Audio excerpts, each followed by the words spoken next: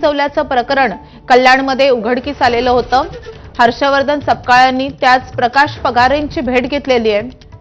डोंबिवलीमध्ये पगारे मामा यांना साडी नेसवण्याचा प्रकार घडलेला होता। त्या पगारे मामांना हर्षवर्धन सपकाळ यांनी खांद्यावर घेतलं आणि व्यासपीठावर त्यांना घेऊन गेलेत।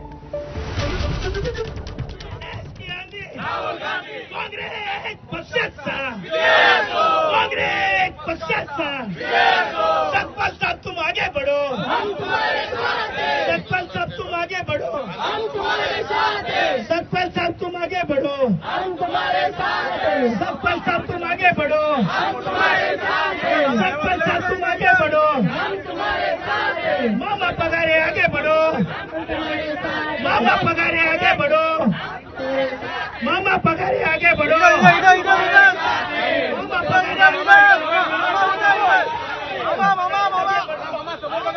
मामा पगारे आगे बढ़ो।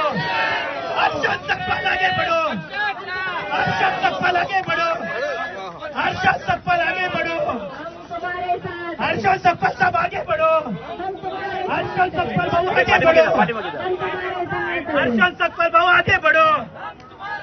संविधान की रक्षा करेगा कौन? हम करेंगे, हम संविधान की रक्षा करेगा कौन? हम करेंगे, हम संविधान की रक्षा करेगा कौन?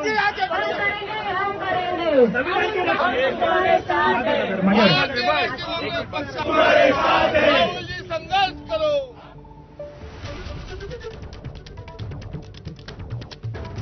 तर भाजप कार्यकर्त्यांनी प्रकाश पगारेंना साडी नेसवलेली होती। या धक्कादायक प्रकारानंतर स्वतः काँग्रेस प्रदेशाध्यक्षांनी या कार्यकर्त्याला खांद्यावर उचलून व्यासपीठावर आणलेलं आहे आणि ही दृश्य आपण